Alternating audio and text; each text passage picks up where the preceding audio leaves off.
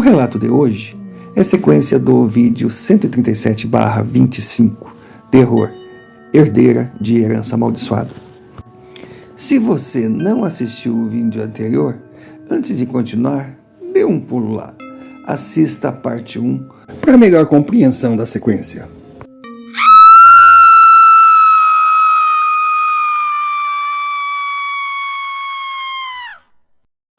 Pois é, a minha vidinha tão organizada, metódica, dentro de uma rotina de réis mortal, do nada deu uma guinada.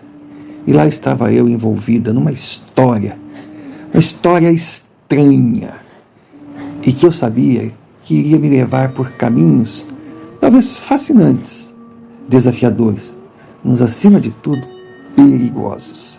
E perigosos em todos os sentidos.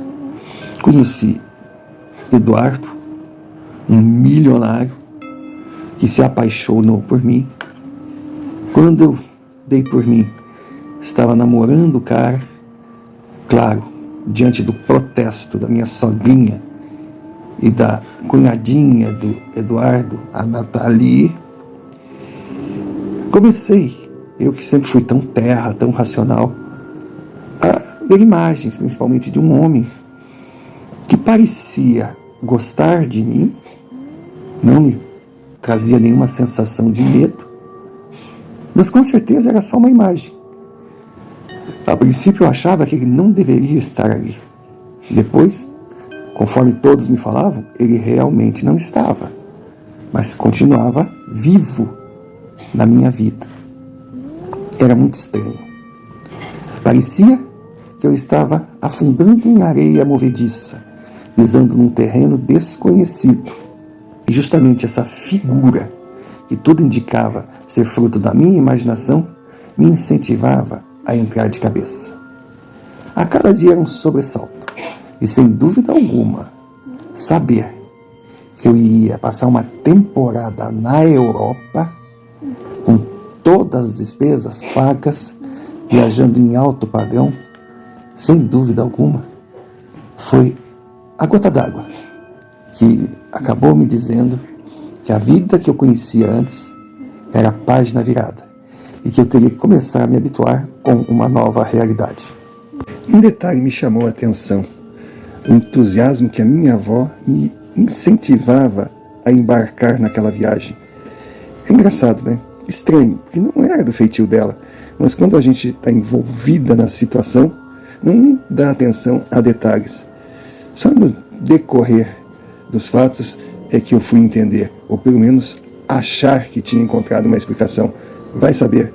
Em se tratando de vó Irminda, até o impossível é um conceito relativo. Não que ela seja um ferrolho, fechada. Na verdade, é um livro aberto, mas escrito num idioma que só ela consegue decifrar.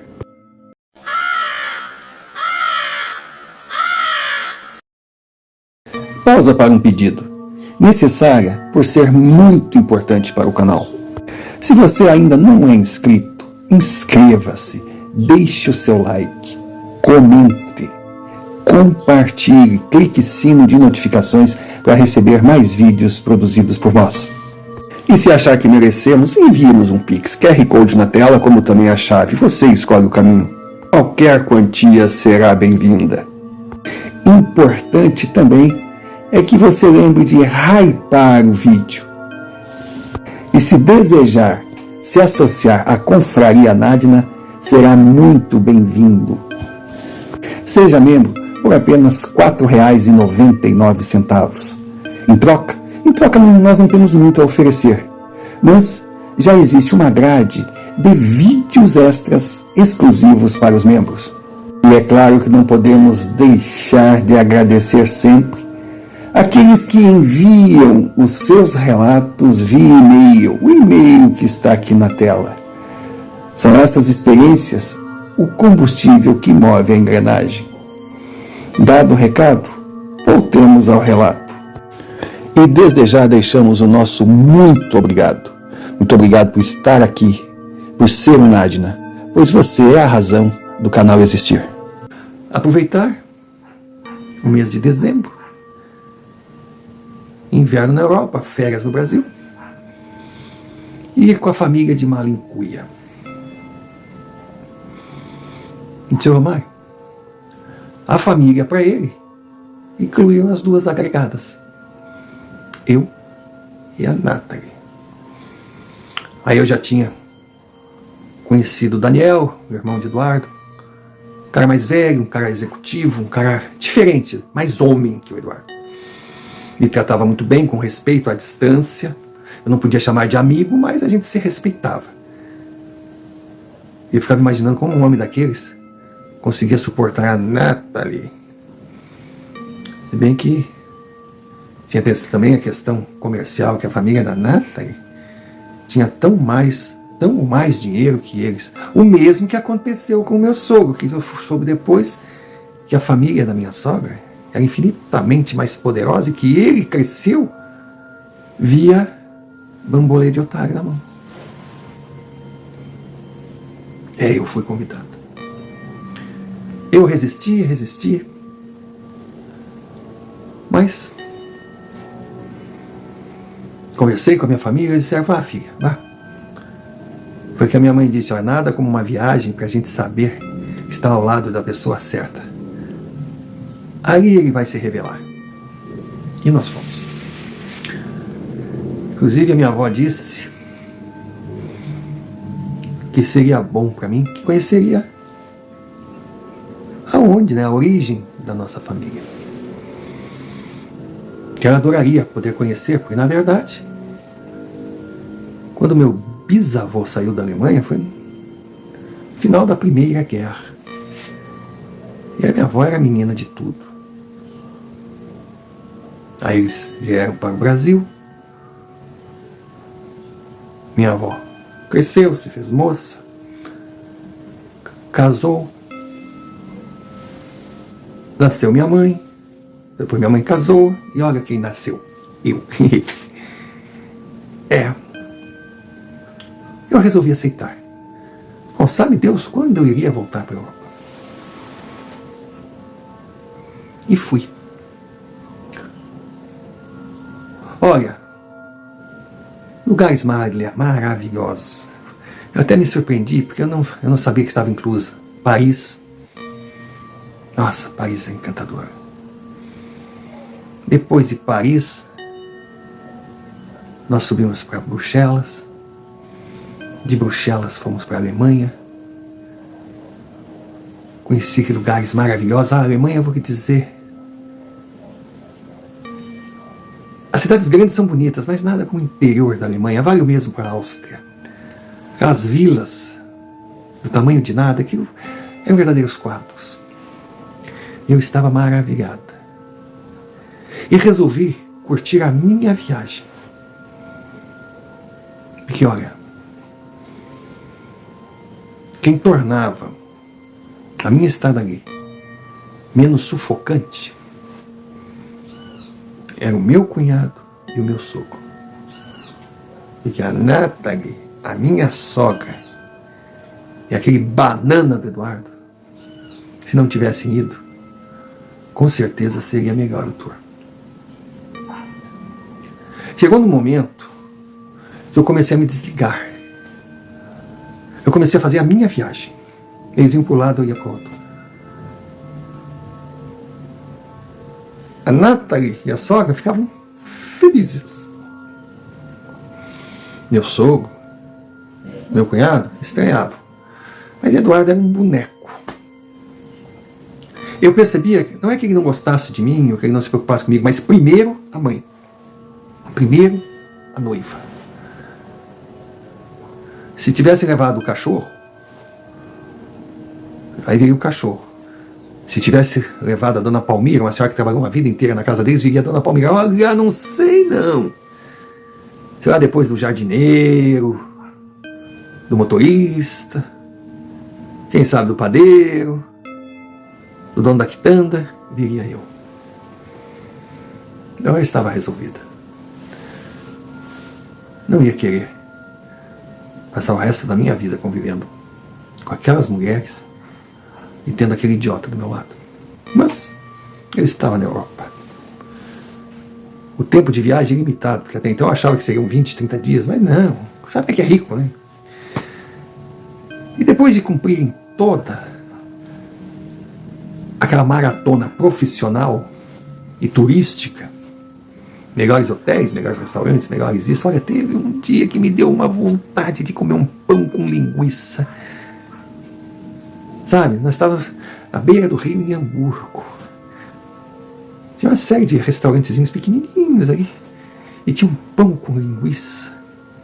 Quando eu comentei, eu só ouvi um que horror. Eduardo riu, achou que eu estava brincando. Aí o meu sogro disse, tá aí uma boa proposta, vamos lá, minha norinha. Aí foi que o banana do filho dele, então eu vou também. Agora quem vai passear com essa gata sou eu. Comemos o pão com linguiça. E claro, que o sogro velho, caminhando lá na beira do rio, degustando aquele pão maravilhoso, aquele sanduíche, aquele cachorro quente esquisito, mas delicioso. Ele perguntou, mas parecia, né? Você estava falando de pai para filha. Você estava gostando da viagem? Eu disse, nossa, eu estava adorando. Realmente eu estava adorando. Ia ser eternamente agradecida a ele. Ele disse, bom, você está gostando das viagens, dos lugares. De repente você até está voltando às suas origens, né? Isso dá para perceber. Mas e das companhias? Aí eu quis, sabe? Eu não preciso dizer nada, filha. Eu lastimo. Espero que um dia o meu filho consiga o grito de independência da barra da saia da mãe, que coloque aquela mulherzinha dele, coloque feio naquela mulherzinha dele, desculpa a forma de falar, eu meio que ri, e que descubra a mulher que ele tinha. Mas eu acho que quando isso acontecer, será tarde. Aí ele perguntou se eu queria ir embora. Eu poderia falar que nós inventaríamos uma desculpa qualquer. Poderia voltar, mas que ele queria ainda conhecer uma pequena pousada no meio do Tirol, que foi uma indicação de Rudolf. Eu disse, eu fico, lógico que eu fico. Só que você vai entender se por acaso eu não for muito sociável. Não, continue agindo da forma que você está agindo. Eu estou achando ótimo. Aí eu meu pusado assim, eu digo, o que o senhor está olhando? Para ver se nenhuma daquelas cobras veio atrás de mim. Não, veio não. Vamos tomar uma cervejinha com Steinegger? Eu digo, só se for agora. E aconteceu. Aconteceu. Chegamos naquela pousada linda, no alto, aquela coisa maravilhosa, um bom gosto. Ela não era muito grande, mas era de um requinte, mas não era aquele requinte suntuoso, não, era aquele bom gosto mesmo. Tudo de madeira, cada detalhe na cadeira, no lustre, no uniforme dos funcionários. Era uma pousada de poucos apartamentos, mas a gente via que o nível econômico dos hóspedes era algo assim, acima dele. E o mais impressionante, que chegamos lá, nós tínhamos que preencher as fichas. Eles entregavam fichas, aquilo era normal, a gente preenchia, colocava o passaporte junto, eles davam uma olhada. Senhor Mário, sogro, sogra, neta, Eduardo, todo mundo entregando ali, pá. Quando o senhor da recepção olhou o meu documento, mostrou para o gerente me deu uma encarada que eu até me assustei. Mas subimos. No outro dia tinha programação, que era para um local para esquiar, outra era para fazer não sei o quê. Eu estava cansada, não estava cansada, estava pensando em fazer outra coisa, mas dispensei todo mundo, estou ali na recepção, veio o gerente. Veio falando num inglês carregado comigo, eu disse, melhor, se o senhor preferir pode falar. em alemão. Ele meio que se surpreendeu, até mesmo pela minha fluência. Aí conversamos um pouco, aí que ele entrou. Ele disse o seu sobrenome, ele falou meu sobrenome. E aí, sim, que era um sobrenome duplo. O primeiro era o da minha mãe e o segundo, o final, era do meu pai, que era uma tradição no Brasil. Ele é então o sobrenome da sua mãe. Nós tivemos uma figura ilustre no passado da nossa cidade com esse sobrenome. Aí ele falou o nome da figura ilustre. Aí eu disse, esse é o nome do meu bisavô, Sr. Romário. Aquele gerente que tinha 2 metros de altura, imagina, um austríaco, um Tirol. Ele tremeu.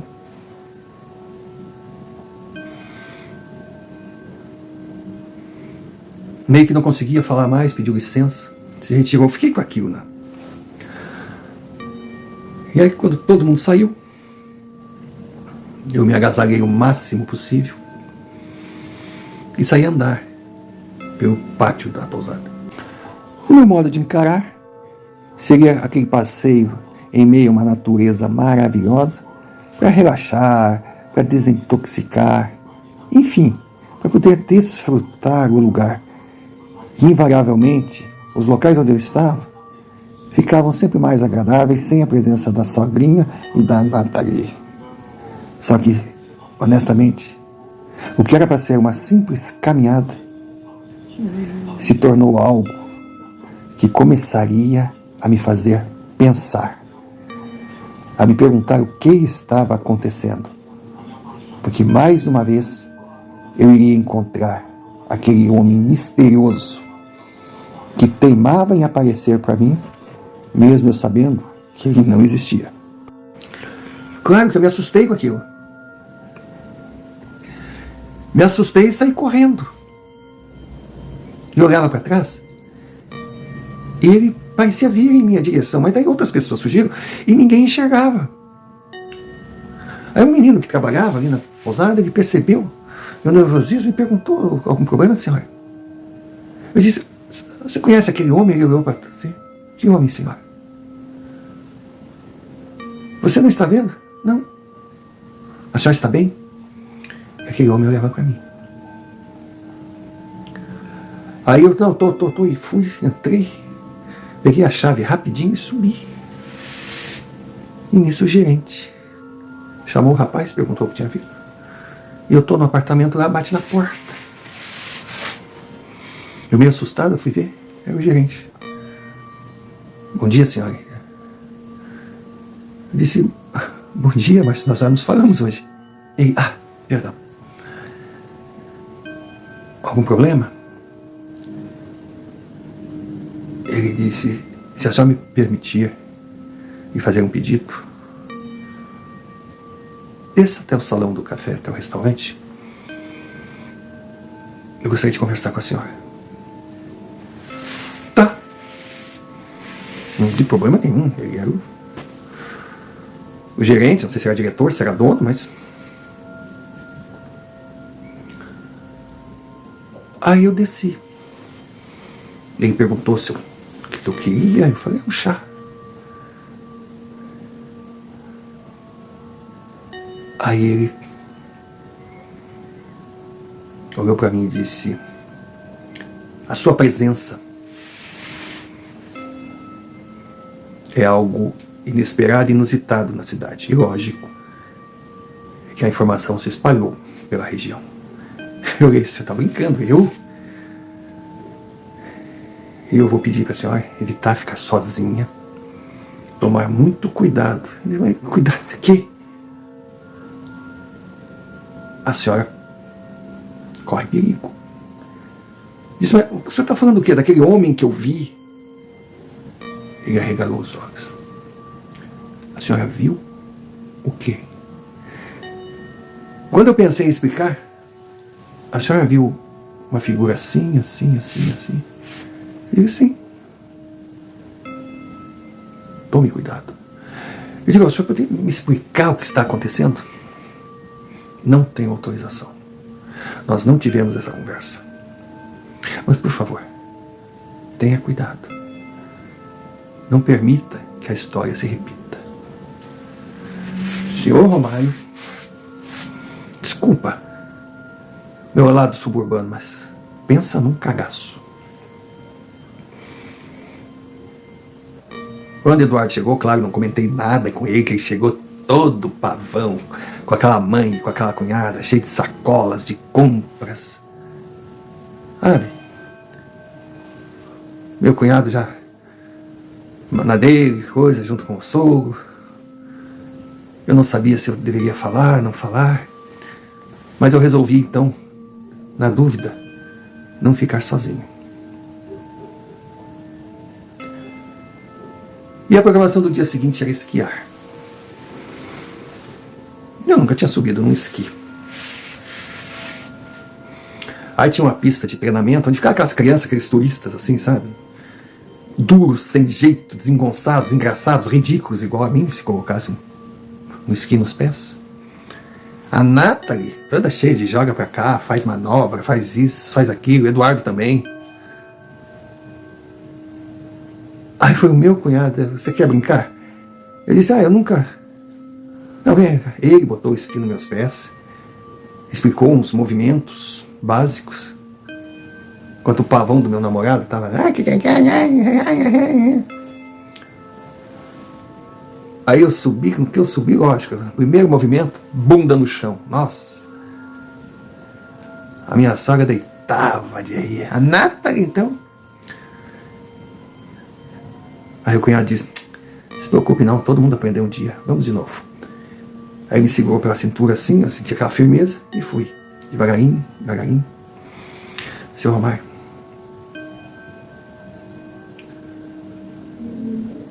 foi quando eu olhei na minha frente e vi aquele homem de novo. Aí eu perguntei pro cunhado, você está vendo aquele homem ali? Ele olhou, que homem? Não, nada. Dá licença um pouco, eu tirei o esqui, saí caminhando com ele. Fui em direção àquele homem. Ao invés de medo, eu senti um carinho, sabe, um sorriso, um brilho nos olhos e uma preocupação. Ele disse, você está bem? Tô. Você está linda. Obrigado. Tome cuidado. Não deixe a história se repetir. Eu falei, foi o mesmo que o gerente conversou comigo, mas o que está acontecendo? Quando chegar a hora, você irá saber. Como está? Está gostando de esquiar? Eu esquiar? Eu não sei esquiar. Sabe sim. Você tem o esqui no sangue. Venha comigo. Senhor Romário, eu fui acompanhando aquele homem e eu percebi que a minha família estava lá atrás observando e estranharam. E quando eu saí com aquele homem, que na verdade só eu via, eles vieram atrás. Foi que a sogrinha perguntou para o Eduardo, onde vai aquela louca falando sozinha lá? Ele disse, eu não sei, mãe, isso é que me revolta, nem para dizer, ela é minha namorada, ela não é louca, não, eu não sei, mamãe. Aí eu saí daquele ponto de aprendizado lá, aí nós subimos, eu subi no caso, na cabeça deles, entrei naquele teleférico e fui até o alto da pista. E eles vieram. Quando eles chegaram, eu já estava com o esqui vestido, e aquele homem, aquela figura, que eu sabia que só eu via, mas eu não conseguia ter medo, eu me sentia segura mesmo. A gente se identificava. Aí eu toda desequilibrada, ele disse, segura minha mão. Pronto. Lá na beira, quando eu fui na beirada, aquilo era uma descida, eu digo, meu Deus, o que é isso? Ele simplesmente chegou atrás de mim, colocou a mão aqui assim, ó, e falou: é o mesmo que falar o idioma. A gente traz no sangue. Mostre o que você sabe, minha netinha. Sabe quando aquela coisa entra, aquele minha netinha, parece que não sei, que alguma coisa mudou no meu corpo. Era eu, mas parecia que não era eu. Eu olhei aquela pista e saí. Eu só ouvi Eduardo gritando: volta! Até o meu cunhado disse: não faça isso, pelo amor de Deus. A Nathalie, preocupadíssima, ela estava mesmo, estava todo mundo assustado. Eu acho que a única que não ficou preocupada foi a minha sogra, que eu acho que ela estava ali para ter certeza que eu ia me estabacar e devolver o filhinho para ela. Senhor Romário, eu desci aquela rampa como se fosse algo que eu sempre fiz na vida. Quando eu cheguei lá embaixo, eu vi aquele povo descendo de teleférico. Eu estava ali, olhando para aquele homem que só eu enxergava. Ele sorria para mim. Aí eu perguntei: o senhor é meu avô? Ele disse: não, meu amor, eu sou seu bisavô, o dono dessas terras. Aquilo tudo parecia uma fantasia. Eu não entendia mais nada. Aí chegou a família: você é louca, você é isso, como você... Aí a Nathalie: como você conseguiu descer essa pista? Que manobras foram essas? Ele disse: isso é pista para amador. Só isso. Aí Eduardo veio pro meu lado e disse: por favor, cara, fique com a sua mamãe, ela está precisando da sua atenção. Ali a minha sogra entendeu que o sonho de se livrar de mim poderia se tornar um pesadelo. Ela olhou para mim: que é isso, menina? Respeita meu filho. Eu disse: estou desrespeitando. Ele que não se faz respeitar. Puxou a mamãe. Foi aquele silêncio.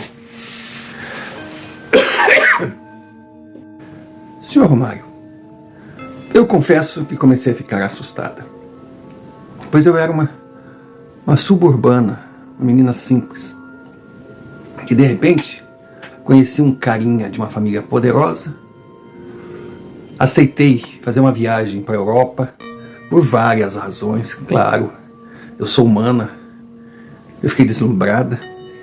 Embora soubesse que teria problemas na viagem, o que estava acontecendo superou as mais pessimistas das minhas expectativas, porque até então eu achei que eu ia ter que aguentar uma sogra petulante, uma concunhada, se é que dá para chamar assim, a tal da Nathalie, que ia me irritar, me dar fincadas o tempo todo, um namorado que a cada dia me decepcionava em doses maiores, que eu via um banana, que a minha viagem não seria flores, que eu não teria aquele ambiente familiar, que eu não poderia participar de uma série de programações, porque eu estaria ali, mas não pertenceria. Olha, a situação amenizada pelo fofo do Daniel e pelo meu sogro.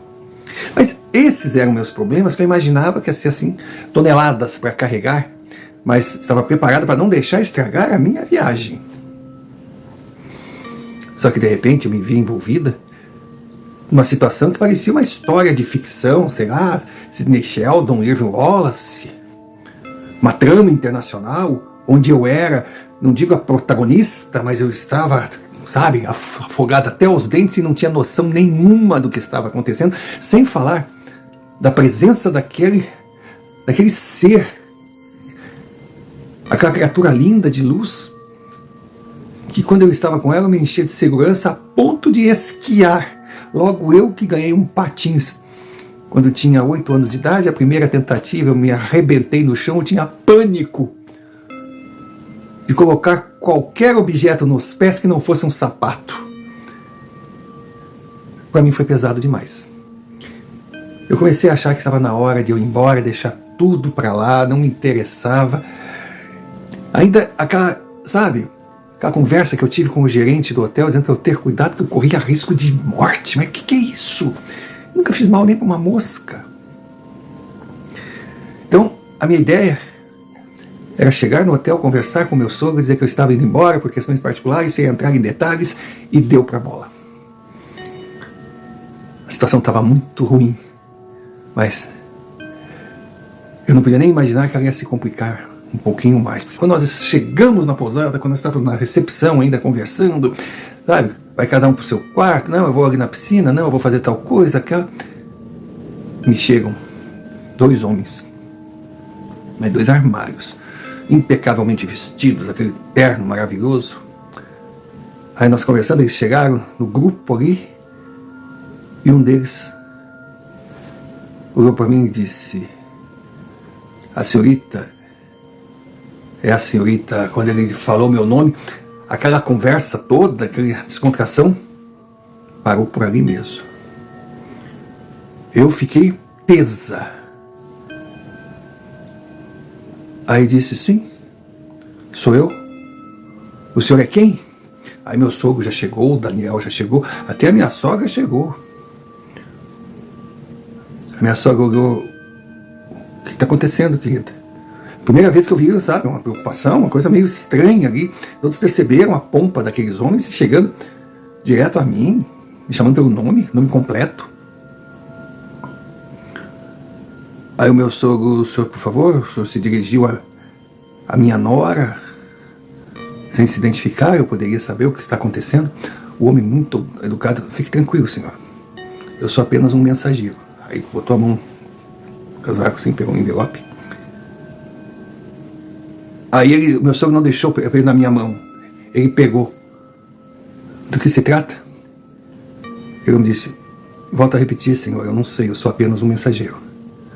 Com licença. E se retirou. Quando ele se retirou, eu estava, sabe, sem saber o que fazer. Se coloca na minha situação. Aí o senhor perguntou se podia abrir. Eu digo: claro, claro, claro. Ele abriu, ele leu e disse: é um convite para você comparecer amanhã, às 10 da manhã, na sede do governo local. Eduardo, mas a sede do governo? Exatamente. Isso aqui é alguma brincadeira? Aí eu peguei aquele documento só um pouquinho, fui até a recepção, pedi para o gerente chegar, ele veio, eu mostrei. Ainda perguntei: tem algum risco? Eu não esqueci aquilo que o senhor me falou. Não, não, o senhor pode comparecer. É um convite. Até algo, é uma honra. E se a senhora não quiser comparecer, não precisa, a senhora não está sendo intimada, né? É um convite para comparecer, para falar com as maiores autoridades locais. E lógico que todos aí da minha família escutaram. Aí eu olhei para o meu sogro, para o Daniel, e perguntei: o que eu faço? Eles: a gente não sabe nem o que está acontecendo. Então eu disse: bom, então eu vou falar para vocês. O que vem acontecendo não é de hoje. Eu não queria comentar, para não deixar vocês preocupados. Também eu não tinha certeza de nada, como não tem. Mas desde tal data, foi a primeira vez que ele apareceu para mim. Daí, ele quem? Até o Eduardo falou: aquele homem que você comentou comigo, que eu, desculpa, mas eu honestamente eu não levei a sério. Até o Eduardo, todo, né, eu vi ali um homem realmente preocupado. Eu disse: então eu vou explicar, e contei tudo, sem deixar passar um detalhe. Eu achei que a Nathalie ia dar risada, fazer uma piadinha, me chamar de louca, mas até ela ficou. Eu disse: meu Deus, mas o que é isso? Parece a história de um filme. Aí foi que eu comentei pro meu sogro: o senhor acha que eu devo ir? Ele falou: eu acho que sim. E se você não se importar, eu gostaria de ir junto. Me importar? Se o senhor dissesse que não ia, mas sozinha não ia lá de jeito nenhum. Então assim marcamos. E fomos a tal reunião. Chegando lá, um lugar lindíssimo, requintado, não era muito grande, mas era de um bom gosto impressionante. Como estava tudo agendado, fomos recebidos por uma assessora que nos levou até uma sala e ali estava ela. Eu não sei como é que chamam no lugar, se ela era a prefeita, se ela era a governadora, se era, sabe? Mas estava claro que eu estava num palácio de governo diante da maior autoridade. Aí apresentei meu sogro. Ela disse: é um prazer tê-lo aqui, senhor, que falou o nome. Aí, por favor, senta-se. Bom, da forma que ela falou aquele nome, já comecei a perceber que ela sabia mais do que nós podíamos imaginar. E ela foi direta.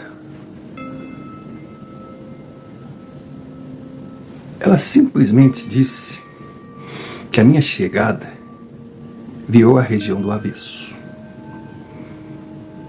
Que o nome que eu carregava era simplesmente o nome do proprietário de todas as terras, numa extensão que, olha, até onde os olhos podiam enxergar um pouco mais. Que esse homem, que não por acaso era meu bisavô, ele sofrera uma injustiça muito grande. Nós só ouvíamos. Então, quando você chegou aqui, mostrou os seus documentos, e nós vimos o seu nome. Bom, o hotel, quando viu o seu passaporte, minutos depois, eles me ligaram. E aí, desde então, nós entramos em contato com o Brasil e fizemos uma investigação criteriosa. Primeiro, para saber se o seu nome era de uma jovem que pertencia à árvore genealógica de uma família importantíssima na nossa história, ou se era apenas uma coincidência. Também queríamos saber qual era a sua atual condição financeira, social, porque tínhamos que tomar nossos cuidados, porque não havia como ter certeza se você estava aqui como uma turista, sem saber de quem era, ou do que iria a sua presença causar, ou se nós estávamos diante de uma herdeira que veio cobrar o que lhe pertencia, munida de todos os trâmites legais que poderia abalar a economia local como um todo. Seu Romário, a gente só escutava. E aquela mulher muito segura demonstrava honestidade, confiança. Ela não escondeu detalhe nenhum, nem da forma que eles fizeram o levantamento. Eles disseram: a devassa da minha vida. Olha, se bobeasse, eles sabiam até a cor da calcinha que eu tinha utilizado 3 dias antes. Foi daí que ela contou que o meu bisavô, ele era herdeiro de todas aquelas terras. E a família vivia tranquila. Porque era uma região que a terra não valia tanto assim. Aí veio a Primeira Guerra Mundial. E o local foi considerado estratégico.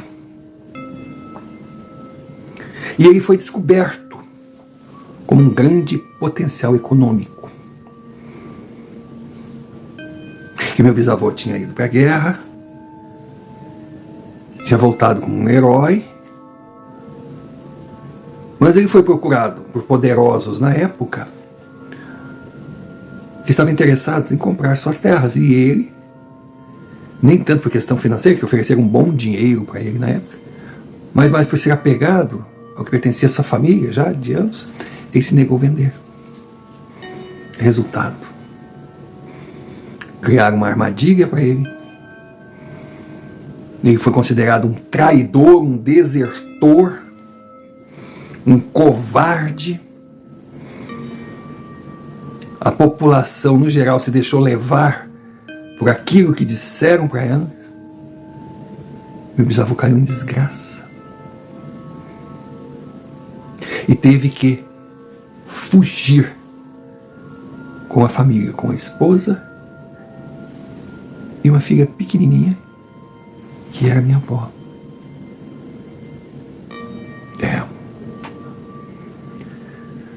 Só que estava na cara que ele não conseguiu fugir por coincidência, por um descuido, não. Armaram tudo para que ele fugisse, abandonasse o que era seu, com medo de um mal pior. Aí seria mais fácil de tomar posse do que se por acaso ele fosse condenado, fosse preso ou fosse morto. Aí podiam descobrir o que aconteceu na verdade. Aqueles homens que queriam investir no local não podiam correr esse risco. Então investimentos aconteceram aqui, mas veio a Segunda Guerra. E tudo que valia antes deixou de valer depois. Quando acabou a guerra, foi um novo começo. A região estava devastada, as pessoas queriam retomar suas vidas. As terras estavam aí, era um local maravilhoso, tinha potencial turístico. E aí o Estado tomou conta, investiu. As cidades na região cresceram, vieram também investimentos da iniciativa privada, hotéis, pousadas, restaurantes, pistas de esqui, de esportes da neve. Mas aqueles que chegavam para investir sabiam que eles não teriam o título definitivo, eles teriam posse, porque teoricamente as terras pertenciam ao Estado.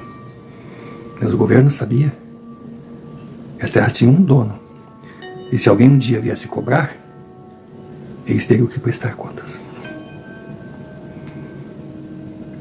Foi quando eu entendi por que o gerente do hotel estava preocupado comigo, porque de repente tinha muitos empresários envolvidos, e numa dessas um daqueles poderosos podia não ter a mesma boa vontade daquela mulher à minha frente e, sabe, me jogar ladeira abaixo e dizer que foi um acidente no esquiar. Pode acontecer.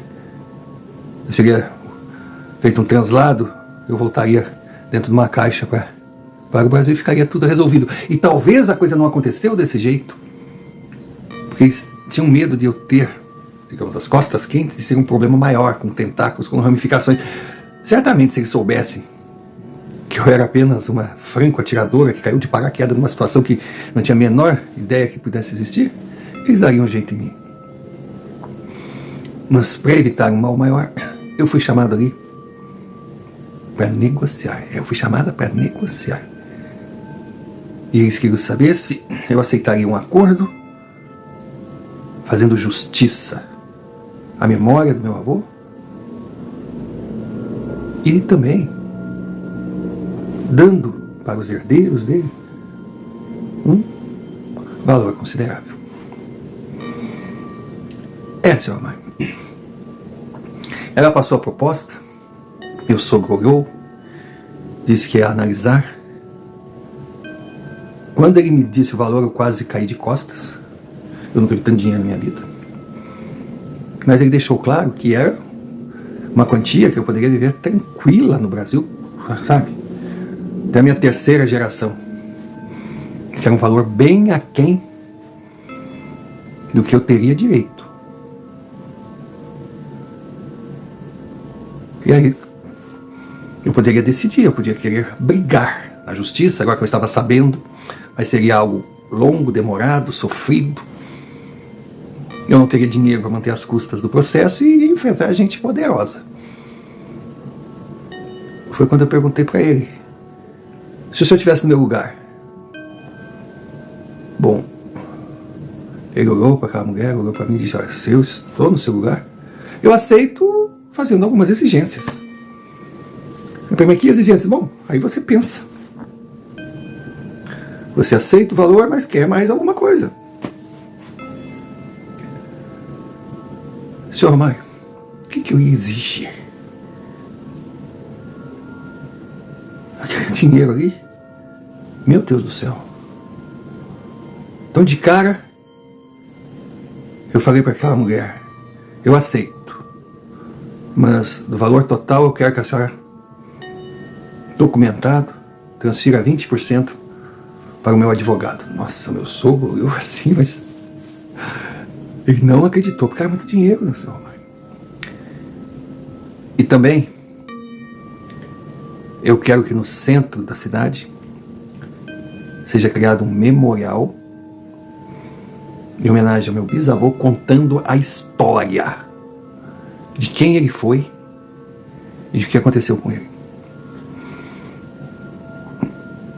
Claro que esse meu pedido teria controvérsias, tem toda uma questão política, descendentes daqueles que destrataram meu avô não gostariam, e era gente poderosa. Mas ela se comprometeu comigo que criaria um memorial e seria contada uma história que demonstraria o grande homem que ele foi, mas que alguns detalhes, ela não poderia garantir. Eu digo, não, faça de um jeito que ele se sinta honrado. E assim foi feito, sua mãe.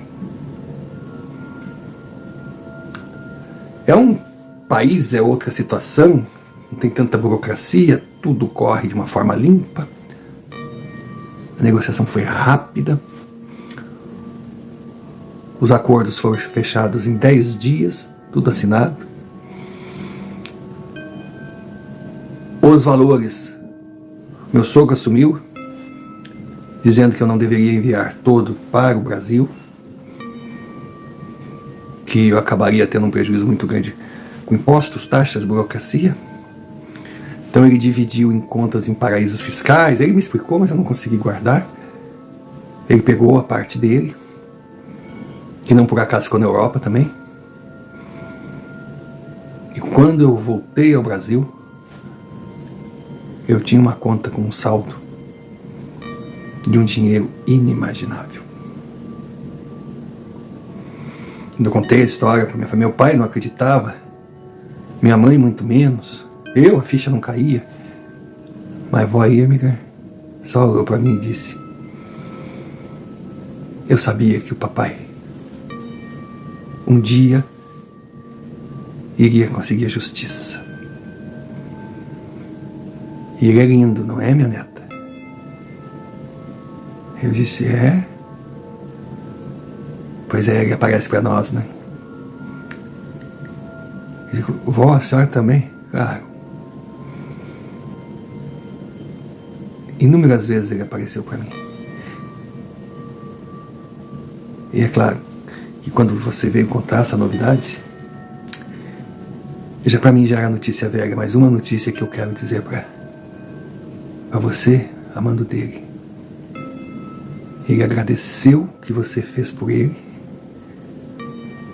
disse que é uma honra uma neta igual a você, que ele tem certeza que você saberá usar o que recebeu e que agora ele poderia descansar em paz, seguir o seu destino. E foi isso, seu mãe. Eu jamais, até o dia que ele faleceu, cortei o contato com o meu sogro, aquele homem maravilhoso, que na verdade ele foi meu tutor, meu mentor, meu administrador, e graças a ele eu dei um bom destino ao dinheiro. Financeiramente eu estou muito bem estruturado. Lógico que ele foi meu sogro somente até o desembarque, porque realmente eu não tinha como continuar a relação. Daniel, sempre um cara incrível, de vez em quando nós nos encontramos, um grande amigo.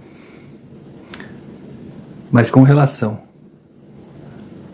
à minha sogra, Eduardo e Nathalie, olha, desculpa o mau jeito, mas como dizem, a gente pode deixar de ser pobre, mas os hábitos nos acompanham para a vida toda. Então, perdão, mas para aquele trio encantador, eu só dei uma até logo.